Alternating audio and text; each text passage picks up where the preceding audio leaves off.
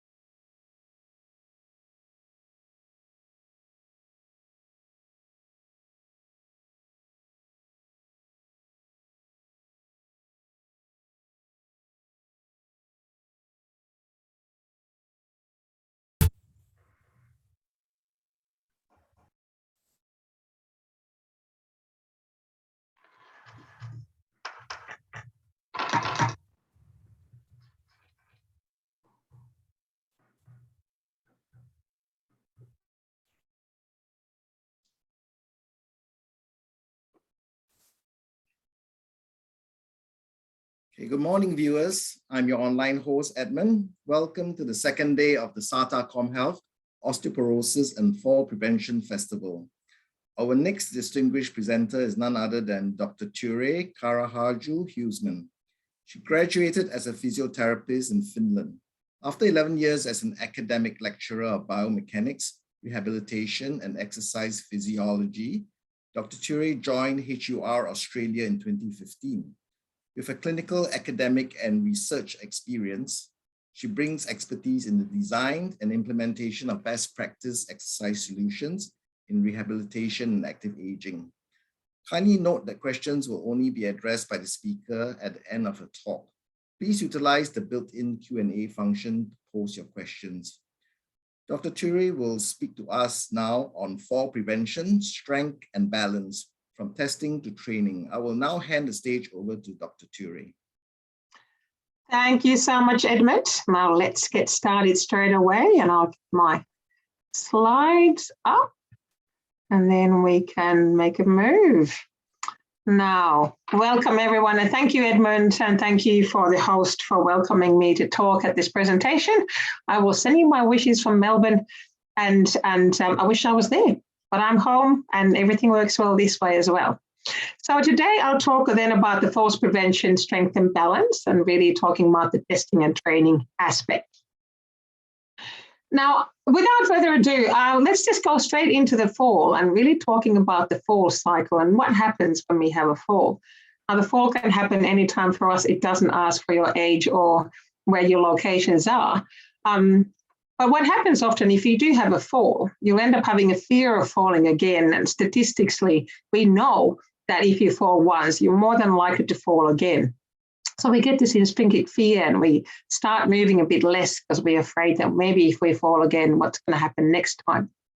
So what then happens is, because we have this fear of falling, we're starting being less active. So we sit more and we don't move around that much. And then what happens consequently is that we actually have a decrease in our muscle strength, and also our balance starts getting worse because we don't have that muscle strength anymore. That then leads into an even more increased risk of falling. And then we're back into the beginning, back to the fall. And then it's easy, even after just one fall, to have this evil cycle happening, this fall cycle, and that we try to get rid of. And if we then look at the circle, there are a few things that can stop the cycle. The first one is activity. If we can start there, if we can avoid people moving around, we can give them more activity, and thus we can preserve and even increase their strength and balance. And that's when we can start giving a better life, of life without falls. Now, I think it's always important to talk about our muscles. Again, this is a conference for falls and osteoporosis, and we've talked about osteoporosis since the good old 80s. But still, too often, we do not think about the muscles. We do not talk about the wasting of muscles, or sarcopenia.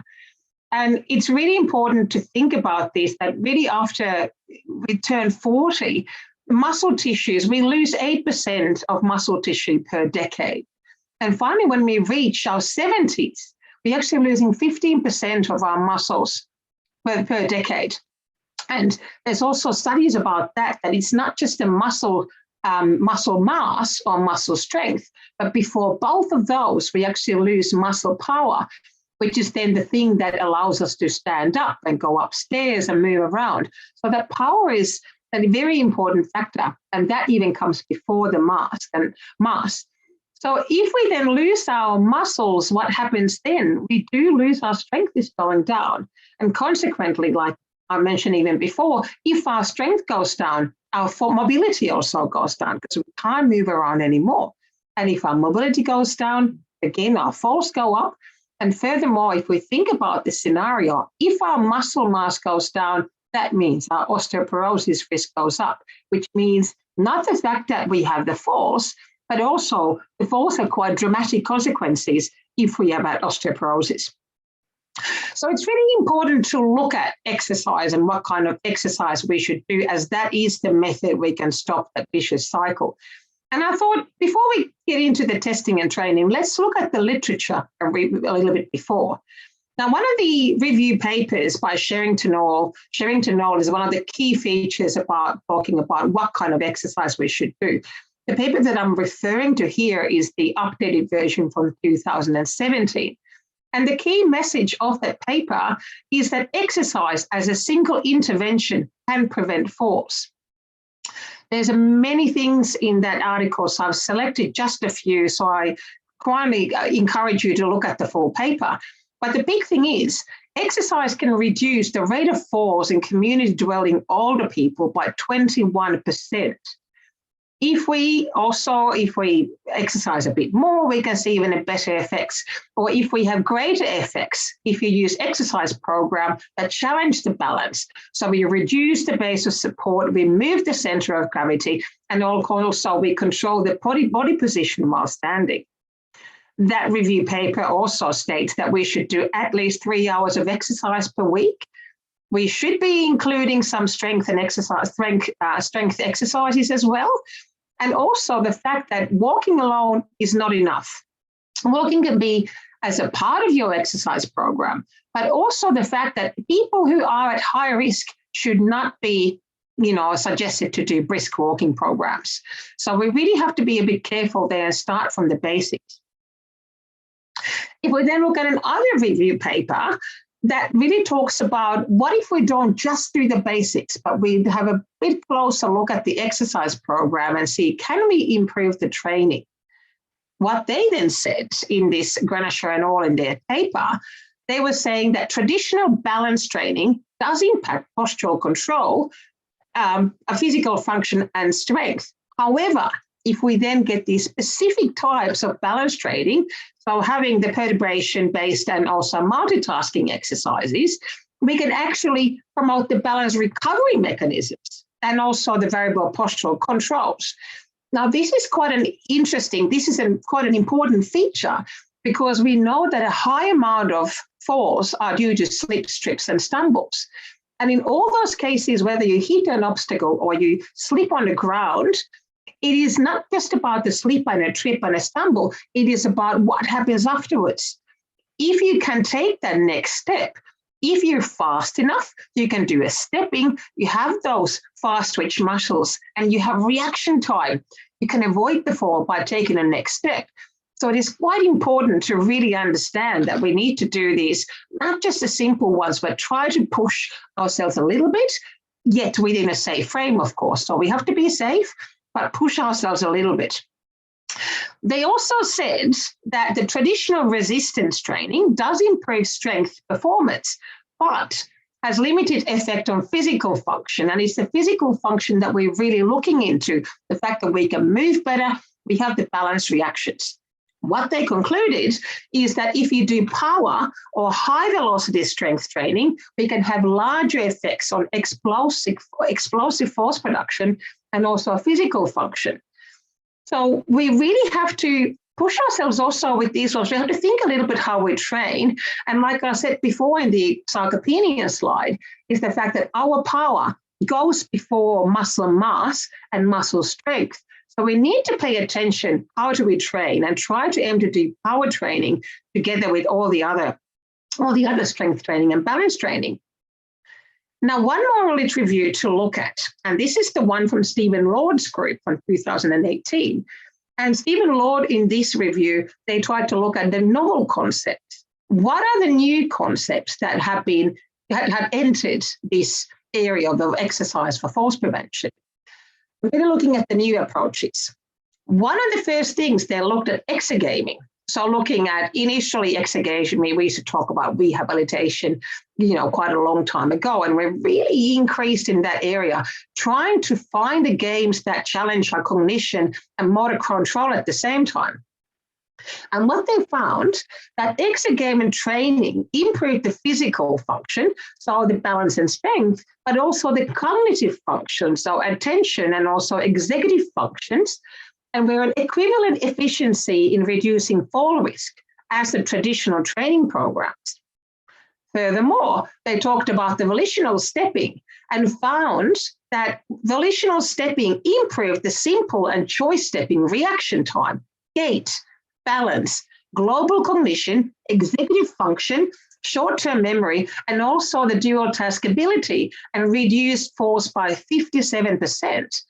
And the big thing here was that this is based on a literature review. This is not a single study. So it's quite a interesting summary of what we can do with the exergaming and with the novel methods. So looking at this literature review, so what we now know is that best exercise modalities to prevent falls actually are the combination of strength, of balance, and also cognition. So if we combine these three things, we can actually do miracles and really go from, remember the Sherrington paper talked about 21% reduction, then we talked 57% reduction with the exergaming, and we can do even further. So if we combine these, I have a few studies to present to you to talk about, to see really what happens when we combine these. The first study that I wanted to show to you is the Sunbeam study, which Jenny Hewitt and her team did a few years ago. Now, Jenny's study is based on residential aged care. So Jenny had a set of strength training equipment that she had 16 residential aged care facilities. She took her truck and she took the equipment to a facility and ran a program for 12 weeks, and then they moved the equipment to the next location. And every time when she's taken the equipment away, they would continue with another program on site, still continue with the strength with slightly differently. Now, in this study, Jenny had 221 people taking part, and the average age was 86 years old. And these were quite frail older people. So it was really like a residential aged care, so slightly on the frailer side. And the conclusion is in this slide, what really happened. They had 55% reduction in falls after this group. And they also then looked at in different papers also about the finance effects and what happened. But with the strength and balance training, they managed to have a 55% reduction in falls. Now let's take a look at their program a little bit. So in Jenny's study, they had 5, strength training pieces, really quite a lot of focusing on leg muscles. And leg muscles is the one we usually focus on, because when we think about squats and legs, your leg muscles are the ones that allow you to get up from a chair. They allow you to walk. They allow you to transfer. And also your leg muscles, your quadriceps has 4 parts, plus your hamstrings a few, plus your glutes.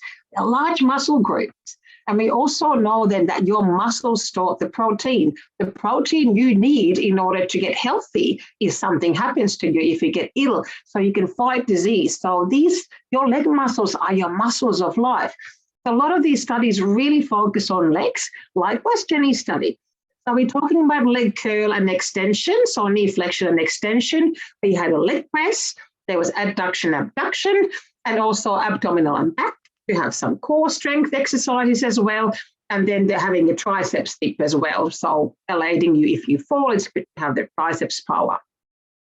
And what Jenny then did, the training principles were the fact, and in this one, it was really initially quite moderate intensity, and rather than measuring the maximum strength, Jenny really progressed on the client and seeing how they would feel. Does it feel light? How does the strength feel to them? And progressing based on that. So basically, they start with quite a moderate intensity, started with 2 sets of 10 repetitions. And then when the participant reported that the load was feeling somewhat light, they then increased to 3 sets. And then once they got comfortable with that, then they increased the resistance until the participant felt moderate resistance. And in this, so when we talk about the strength training for health and really with having the exercises medicine effects, you got to train pretty hard. You really have to progress all the time. You can't stick to the little ones. Jenny's study here is a really good example of showing how we can progress, because we can progress by increasing the resistance, or increasing the repetitions, or increasing the sets. So there's 3 different ways, and we can sort of play around with our clients there to see which way we want to increase. But in this study, again, 2 to 3 sets of 10 repetitions, aiming with the resistance that the people felt it was moderate in their subjective way. Jenny's study also had balance component. And as you can see in the static balance components, Jenny actually included more upper body exercises. So while we train the balance exercises, she used a TheraBand, and while doing standing, rather than just standing still, she was doing biceps curls and also shoulder retractions, but then also standing feet together. So the base, that was the static component. And she also had a dynamic component, which consisted of heel raises, toe raises, recovery steps, and reaching outside the base of support, and also the grapevine steps. So in the dynamic balance part, Jenny again followed what we showed in the Sherrington one. So they actually, they followed, you push your boundaries. You don't just try to stay within the base of support, but you take the steps. The way she made safe is that they were in a circle around a table, so everybody could hold on to the table. And also once you went to the more difficult parts, such as the grapevine steps, so then the group leader was holding the hands of the people. So everybody felt safe, even though they were pushing the boundaries a little bit. Now let's look at one community project. So this was the Muscling Up Against Disabilities study, which was done in Burnie Brae in Brisbane. And similar to Jenny's study, they had a lot of leg-based exercises. So they had a leg press, leg extension curl, and adduction abduction. But also they had upper body exercises in the form of back row, and also the chest press, and also abdominal and back extension. So in this group, they have community-based clients. The training principles were slightly different because it was a community care with people who were slightly healthier. So they could actually do a proper strength training in the beginning, and thus they were able to modify or plan the program based on their assumed maximum strength. So what they did in this one, they started for their first 2 weeks on 2 sets of 8 repetitions at 50% of maximum capacity. Then progressed on week 3 to 4 to increasing to 3 sets of 8 repetitions at 65% of maximum capacity estimated based on the training. And also then week 5 onwards, they increased the intensity to 75%. Then at the highest intensity, the participants, when they were able to complete 8 repetitions before fatiguing, then they moved on to the next one. And then finally, they increased the resistance when participants could complete 3 sets of 12 repetitions using correct techniques. So as per Jenny's study, for the progressions, they were increasing the repetitions, the sets, and also the resistance. So really trying to use all the different components. So having 2 to 3 sets of 8 to 12 repetitions until people felt tired. They also had a balance training component. They had static balance exercises on standing on one leg. They also had dynamic exercises in the form of tightrope walking, box stepping, and also calf raises. Now, the results of this study was quite impressive, as the participants really experienced, on average, greater than a 230% increase in upper, lower, and core body strength. And once we look at the other parts of the details, there was a 33% improvement in their leg strength, a huge thing there, and also 13% increase in overall physical performance. And the physical performance measured by your time to up and go and all the other, physical performance tests is an important part. As look, we do strength training to create bigger muscles, to store the important proteins and to keep us moving. But the point of keeping us moving is to provide us, we can do things, we can have our function can be up, and thus our quality of life can be up because we can do the things that we want to do. So this is a very important improvement. The next one, 23% drop in the risk of sarcopenia, what we talked about before. So that's another important thing. We can try, by keeping the muscles alive, we can prevent falls and we can keep the function up and thus the quality of life. 7% reduction in frailty. So we can keep the people at home living the life they want to live. Also, significant reduction in falls and also the reduction in depression and anxiety. And also, of course, there were the subjective results of people managing to drop their walking aids and just feeling more comfortable and feeling in charge of their lives. Now, the other protocol that I want to take a look at added another component. So this was a strength and balance supplemented exercise program, so supplemented with computerized cognitive training. Now, in this one, again, they had their strength training component with leg curl and extension, hip extension, rhomboideals, adduction, abduction, abdominal and back, also an ankle dorsal and plantar flexion, which is really important for a postural sway and again, strips and slips. Their training principles were that they were doing a 12-week program twice a week, including 30 minutes of strength and 10 minutes of balance.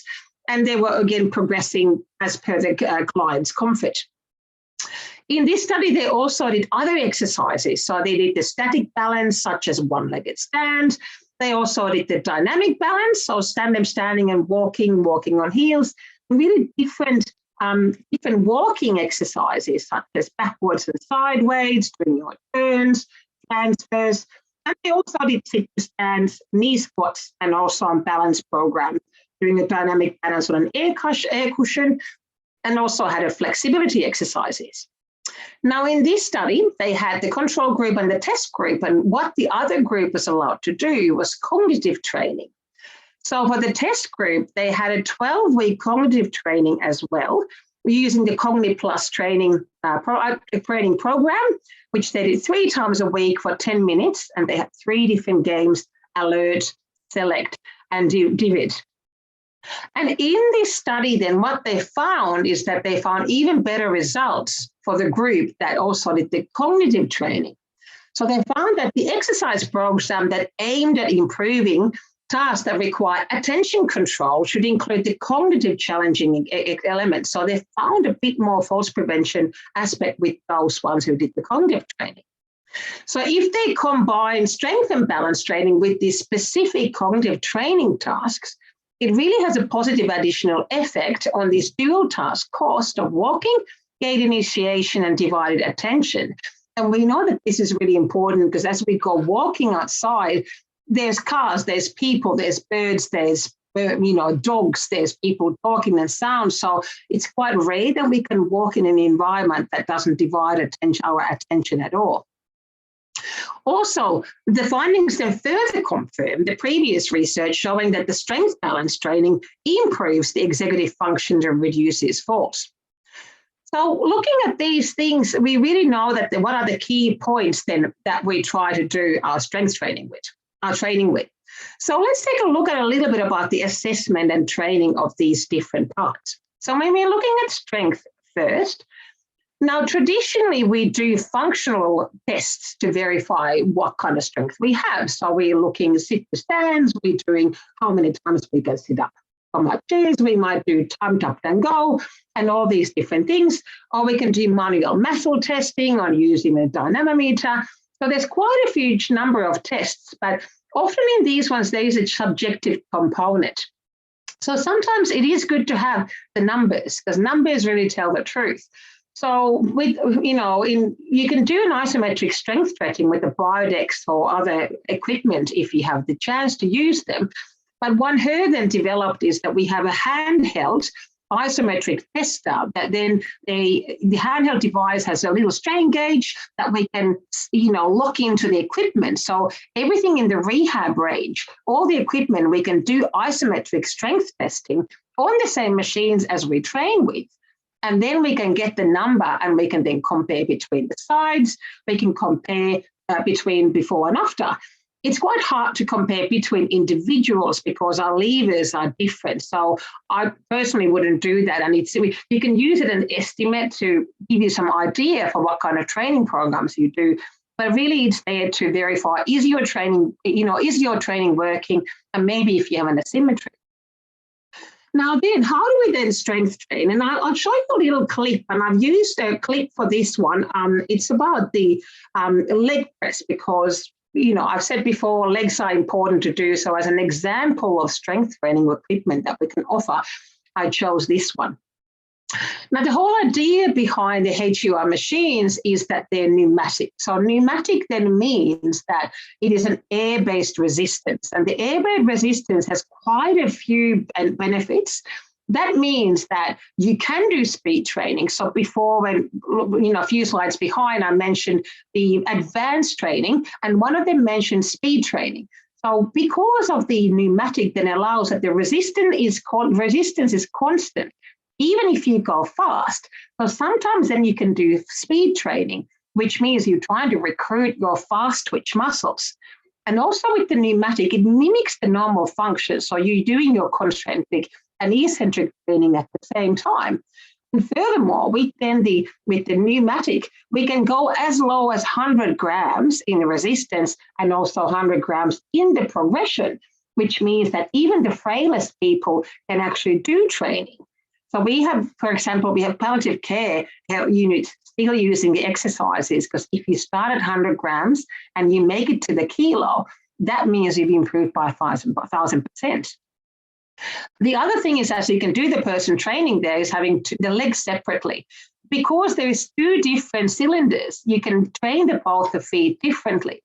There's an additional benefit of this, that you might have one leg stronger than the other, but also if there's an incontinence issues, because we know that if you're pushing your two legs at the same time, you're increasing the pressure on your pelvic floor, which can be an issue with incontinence. But by doing one leg at the time, you can then reduce that pressure. Another thing I mentioned before then, I mentioned about the power. Now, the new high-five machines actually allow you to monitor the power, as we just missed it before. But the power training means that we can monitor how much power you do, which means that we can really push to the power training, which we found before was more important than the actual strength training. And also the power is the one that goes before our strength and balance, our strength and muscle volume go. So the power is an important part of our training, and thus we should be training that as well. Now, next thing is in our balance and how we do our testing and training with the balance. So if you look at balance testing, traditionally, then we're looking at, again, the functional testing batteries. You can look at Primo, you can do senior fitness testing. There's multiple different formats that you can then do your balance training with. Or you can use a Romberg or limits of stability. But often the balance testing one also is subjective. So you have an assessor that's monitoring, are you moving? And we can't really see the intrinsics of what's going through. And again, as before with the strength, it is really good to then have numbers. So we can do, use our force platform to actually do the assessments, which means we actually get the biomechanical data. We need the numbers, and then we can really look at what's going on, what's happening with our postural sway. So the options that we then have with our force plate or our smart balance system, we have, that's what the screen looks like. We have two different tests. We have the stable and unstable Romberg, and also the limits of stability. And then what we then do in the Romberg testing, which is our traditional one, we can use the full testing pattern. We can use our eyes open and our eyes closed, and also have a foam platform. So our force plate or the smart balance comes with a foam that we can place on the force plate, and therefore we can then look at what's going through. And if we then look at what's happening when we actually do the testing, so the testing will then take for 30 seconds. I'm just going to start the test. So we count down from 5, we place the client on the smart balance and then start the testing. And as you can see now on the platform, we're measuring the center of pressure. Now your center of pressure under your feet is the point, which is the center of all the centers of your segments of your body. So if you have one vector coming from your body, that is the location of that vector. And then we can monitor what happens on that and how our posture is and how we're moving around with our postural sway. Then we can get the data. So we do the full testing. We look at eyes open, eyes closed, with the foam and without the foam. And then we can really start seeing what is happening in our postural sway. So if we look at this one, first is our sway area. So if we look at the sway area, that means that once we're drawing that center of pressure graph with our postural sway, how big is that area? We usually look at 90th percentile, because there's always some outliers. You might lose your balance. So 90th or 95th percentile, so we can actually look at that area. We can also see the trace length, and the trace length is that path. So when you're drawing that center of pressure picture, how long is the path from the beginning to the end? We can also look at the velocity. Often, if our balance is quite good, we don't sway that much. It's quite a slow little changes, unless there's a perturbation, you might have a higher one, but it's quite slow, the number. And then we can look at also the Romberg quotient, which then verifies what does vision. It gives you a single number and shows you how our vision is impacted, because it's the ratio of that sway area comparing eyes closed and eyes open in percentage. We can then also just look at the sway in the medial lateral, so sideways, or anterior posteriorly. And normally we expect to sway more anterior posteriorly, because it's our soleus and tibialis anterior that control our sway. So normally we go that way because we can control that. And then we can also look at Romberg quotients and looking at the client's data compared to normative data. So whether we fall in the normal range or whether there's some issues and we actually fall is slightly different, and we can then print all this data. We can also then look at the posture graph of what does it actually look like. So in this one, you can see, how I talked about we draw the center of pressure graph. So we can take a look at the picture then here on the left. We can see what it looks like. This is the trace of the path. And just by looking at this, we can see slightly leaning to the left, showing that, yes, we're going to be leaning slightly on the left. And then if we look at the feet, we can actually see that we have more weight on the left foot than the right side in percentage-wise. So more than half of the body weight. In normal scenario, you would have 50-50, but now we do indeed have more on the left side. So this is important if they, for example, if you have your stroke patients, if you have your fall clients, any neurological disorders, or even athletes, if you've had knee surgeries and then you've done your rehab, have you recovered well? Are you really evenly distributed? Again, in this summary as well, we can have the trace length, the sway area, and all the other features I mentioned in the in the previous slide. And again, we can print this data out as well. So this is then our testing. Now let's take a look a little bit at what happens, the other testing. So this was the Romberg, and now we're taking a little bit of a look at the limits of stability. The limits of stability, we're just asking the client then to push, lean forward as far as they can and lean backwards also as far as they can. And then we can see how far do they go. And if we then look at this center point, the client is standing in the middle, and then once they're leaning forward, we can see how the center of pressure is moving forward, and we can calculate how far can they move forward and sideways, and then we can see asset performance, we can see if the client did a good job or not. If something happens, you don't have to save the data, you just redo the testing and do another reporting until you're happy with it. And then see, when you're looking at leaning backwards, we can see then the data going backwards as well and seeing how far can the client go. And we're really trying to verify what are the limits of stability for that client. Then if we start, how do we train them? And again, the olden way or the normal way or at home way, it's not that there's anything wrong. We should still be doing all these exercises. So we're really talking about the static and dynamic balance exercises and heel and toe rises and standing on one foot, doing box steps, tandem walking, rope walks, all these things. But also we can then do training on the same force plate where we did the testing from. Now we have quite a few games and they're trainers and also there's a penguin game for catching fish. But let's look at the trainers a little bit, because in this one we're really trying to train our center of pressure and see how we can control our bodies in order to in the different games. And we'll take a look at one of them. So this one, this is the maze game. So we have quite a few different mazes, and in all the mazes, there's a little penguin in the corner, and the penguin is trying to get through to the exit door. What we can also then do in these games is we can get the data from the previous testing. So by the limits of stability, we can figure out where do we have issues and what's going on with our training. So we can actually create the program. We can start the penguin on where we think the client needs more help. So then we can look at the speed, we can look at which corner to start, and also the sensitivity, how much center of pressure you need to have move over in order for the penguin to move. And then once we're ready and we set this client, there the penguin goes. So in this case, we obviously have more work to do on the right side. So the penguin starts on the left and working to the right. So that we need to be going a little bit more to the right all the time to catch all those stars on the right side. So the last but not least, and we have our cognition that we thought was an important part. So in the cognition with the sensor, we're very lucky to have the sensor on the market, which is the sensor was really a creation of a research team that has created, and they're still doing research. They're constantly doing research to create more and more, to have more games to try to target more of the areas of neuromotor control.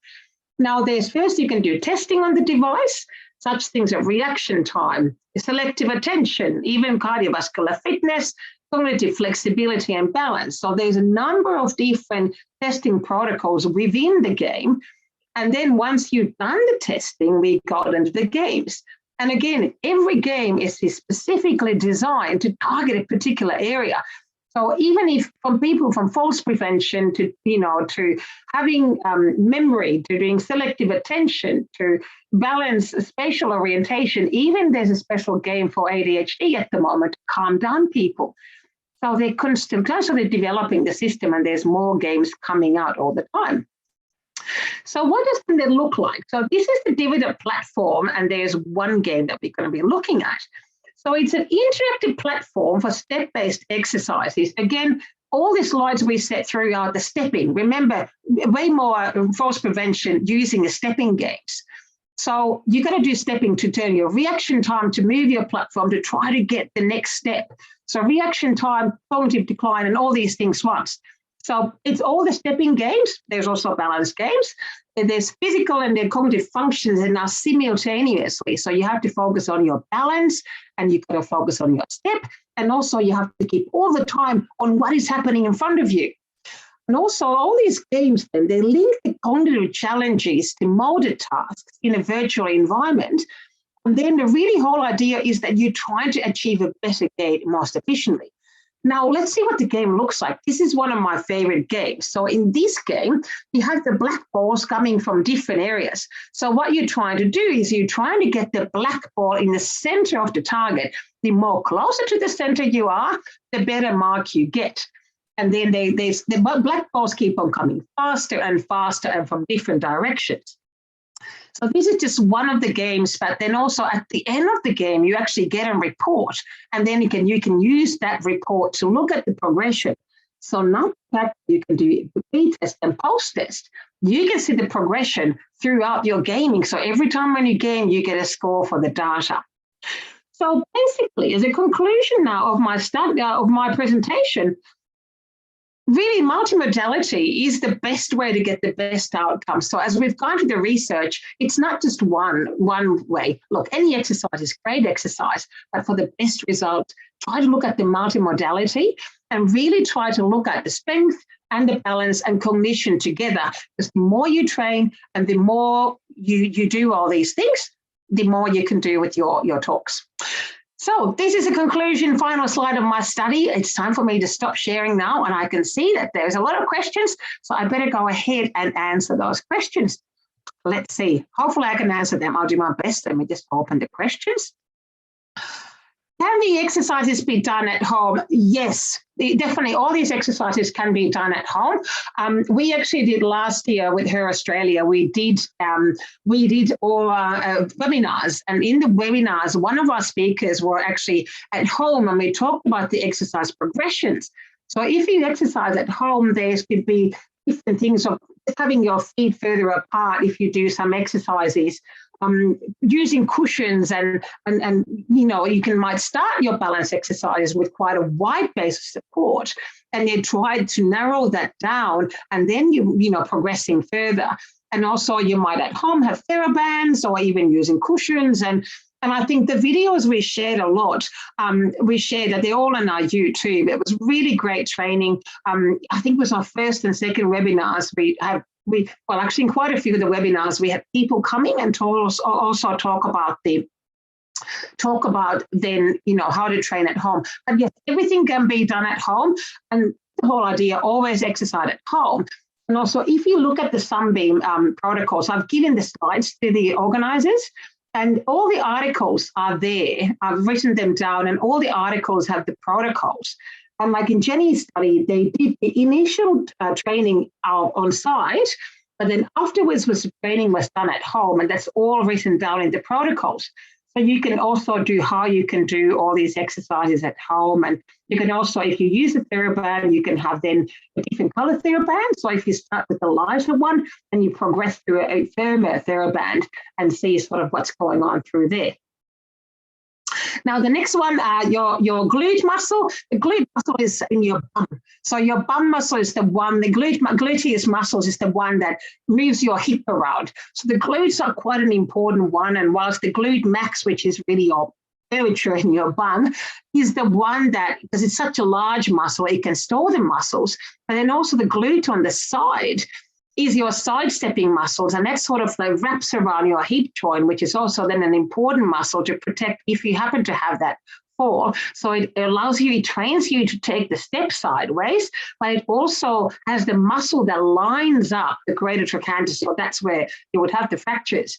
So we know that your trabecular bone, where osteoporosis attacks you, is not in the cortical bone, but it's in the trabecular bone, which you have in your wrists and your spine and your greater trochanter.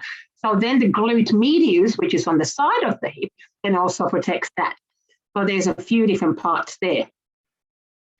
Balance testing. Look, balance testing, the question was, thank you, what age should we start balance testing? Anytime really, it's, look, I did a study when I was still an academic. We looked at children, and it was interesting having these healthy children coming, and quite often we found these athletic young men and realized that quite poor their balance actually was. And always came to my mind, okay, are you a basketballer? Did you sprain your ankle, and did you do your rehab? And it can be quite daunting to get your young people to do your quite boring balance exercises. So balance assessment does not ask age. It's really for everyone. And And any assessment is knowledge, and knowledge is power, because it guides us to better training and it allows us to motivate to what we can really do.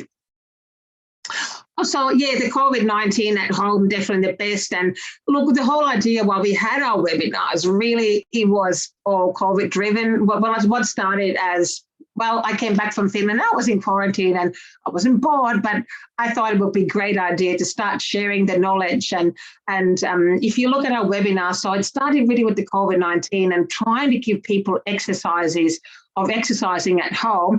And we've been there. Look, Melbourne, we were the world champions of lockdown. So I think it was 257 days that we had to remain within 5 days. So all exercises are great exercises, all I can do. So yes, definitely exercise at home. And even like in our second webinar, or even the first one, we talked about even having milk cans or anything like that. You can fill them with your beans or fill them with rice and lift your milk cans and have a cushion between your legs. And there's quite a few different things you can do at home if you can't get a TheraBand. But take a look at those webinars. I think if you just go look for YouTube channel for Her Australia and look, just pick my face and that's a webinar because I was the MC there. So yes, the first time I'm actually not MCing, so it's quite novel. Now there is more questions. Let's see. I've been seeing them coming up. I think they might be in the chat there.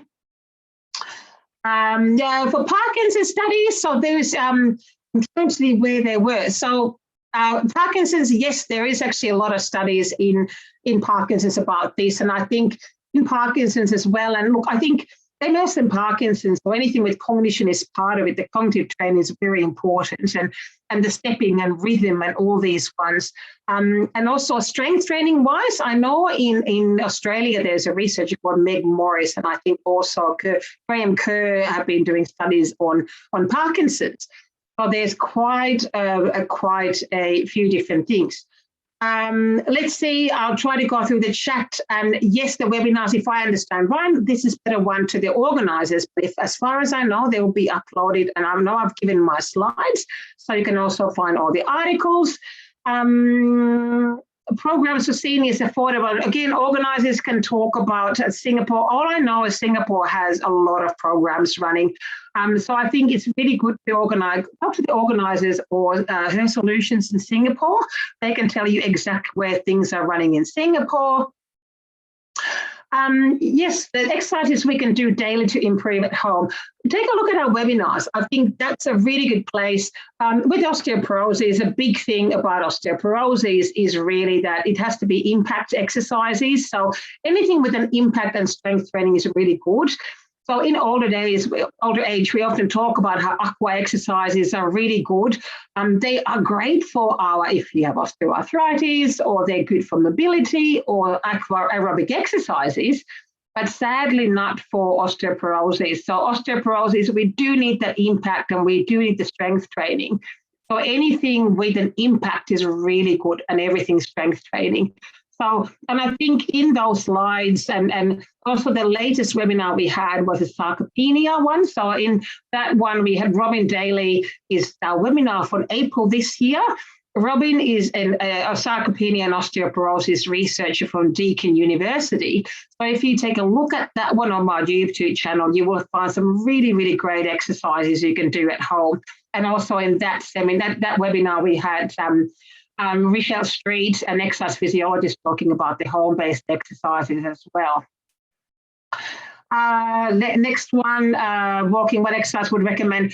At home exercises, doing your strength training exercises. I think if you do nothing else, doing sit-stands and having by your age, is a really good article that Robin Daly then talks about as well, which is called the exercise snacking. And he also shows from UK a quick 5 exercise sheet. I can even send that to the organisers if you want to. It really goes through what are the most important things to do at home if you want to have osteoporosis and falls prevention.